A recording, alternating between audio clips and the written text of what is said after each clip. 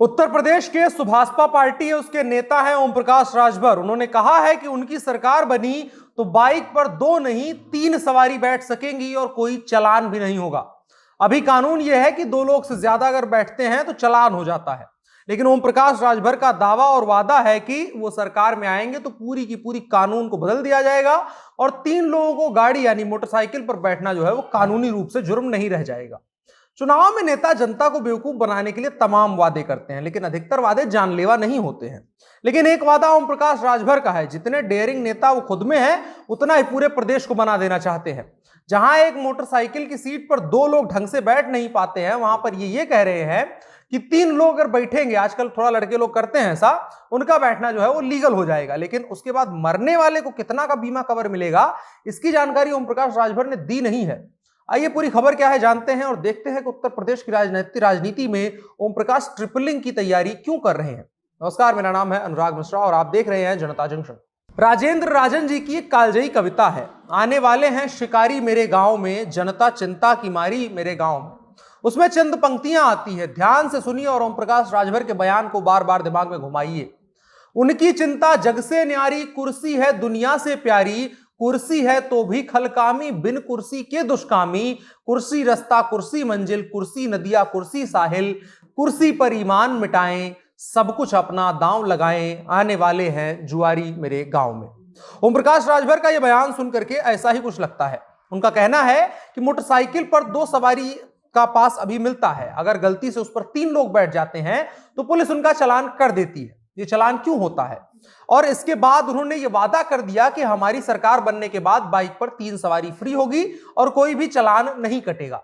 लेकिन ओम प्रकाश राजभर का यह वादा अधूरा रहा है, इसलिए उत्तर प्रदेश की जनता की तरफ से मैं उनसे अपील करता हूं कि सर आप ये भी बता दीजिए कि ट्रिपलिंग की वजह से किसी की बाइक लड़खड़ाती है, पहिया इधर उधर होता है, बाइक इधर उधर होती है, तो जब तीनों लोग मरेंगे और बाइक नहीं संभल पाएगी तो उनका बीमा कवर कितना होगा? सवाल वैसे पूछा गया था, मतलब इतने पत्रकार गैर जिम्मेदार हैं नहीं उत्तर प्रदेश के। उन्होंने पूछा कि हुजूर मालिक अगर ऐसा होता है तो क्या होगा? तो उन्होंने लोगों को फिल्म दिखा दी पूरी, शोले। उन्होंने कहा उसमें एक डायलॉग है, याद करिए उसको, कि जो डर गया वो मर गया।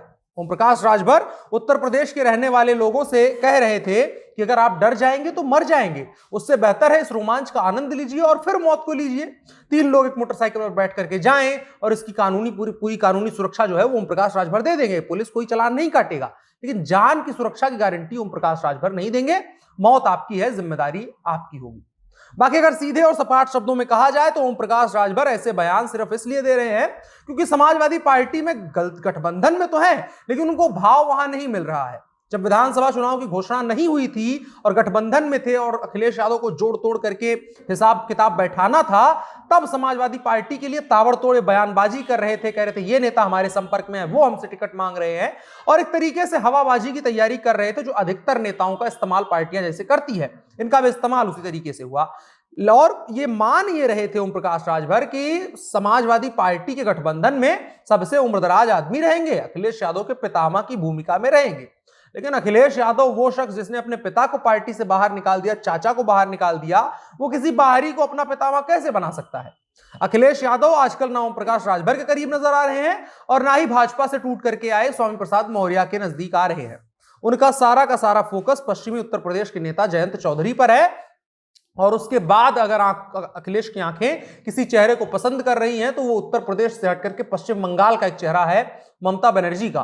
ममता बनर्जी से उत्तर प्रदेश में रैली करवाई जा रही है और उस मंच पर दूर दूर तक ओम प्रकाश राजभर और स्वामी प्रसाद मौर्य की उपस्थिति महसूस नहीं की जा सकती है, जबकि वो दूसरे और तीसरे सबसे बड़े जो है वो सहायक हैं समाजवादी पार्टी के।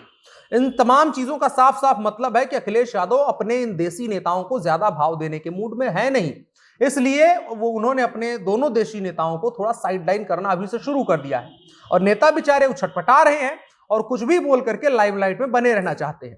ओम प्रकाश राजभर मोटरसाइकिल पर ट्रिपलिंग की वकालत करते हुए तर्क देते हैं कि ट्रेन में क्षमता से ज्यादा यात्री चलाए जाते हैं, लेकिन ट्रेन का चालान नहीं होता है।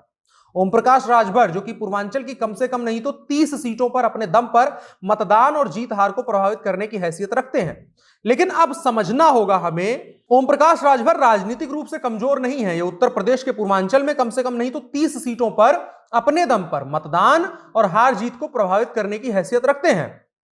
लेकिन हमें यह समझना होगा कि अखिलेश यादव उनको साइडलाइन आखिर क्यों कर रहे हैं।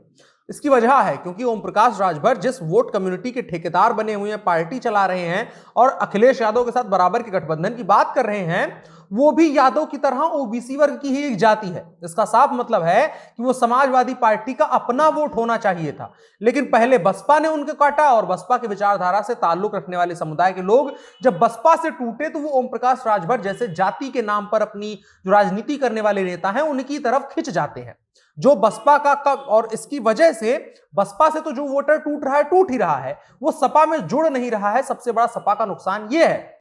और आज की तारीख में स्वामी प्रसाद मौर्य भले ही सपा के साथ गठबंधन में हो, लेकिन अखिलेश यादव ये चीज जानते हैं कि स्वामी प्रसाद मौर्य हो या ओम प्रकाश राजभर, इन्होंने समाजवादी पार्टी के वोट बैंक में तगड़ा नुकसान किया है। इसीलिए अखिलेश यादव उन्हें साथ तो रख लेना चाहते हैं, लेकिन वो नहीं चाहते हैं कि उन नेताओं को अपने बराबर का सम्मान और प्रसिद्धि मिले। उत्तर प्रदेश के पड़ोसी राज्य है बिहार, वहीं पर देख लीजिए, यहां पर जीतन राम मांझी को नीतीश कुमार ने तगड़ी इज्जत दी और उसके बाद उन्होंने नीतीश कुमार की बैंड बजा करके रखी है। मुकेश सहनी के साथ भी कमोबेश ऐसा ही है।